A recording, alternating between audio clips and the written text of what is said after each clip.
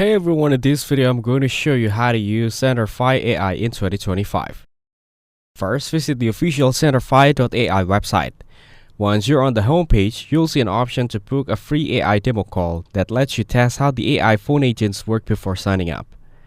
Now, click on Login or Sign Up button from the top right corner. You can create your account using your email address and set up your business profile. After signing in, you'll access the main dashboard where you can set up voice agents, messaging bots, and automation tools. Next, go to the AI phone and voice agents section. Here, you can configure how your virtual agent will speak, respond, and handle different customer scenarios. You can also add scripts or allow the AI to generate conversations automatically. Then, head to the AI chat and messaging tab.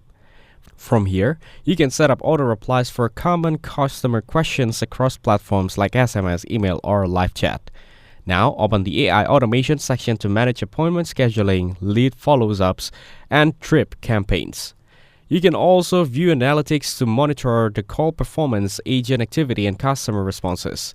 Once everything is set up, your AI agent will start handling tasks on autopilot, reducing the need for manual work while improving response times and sales efficiency.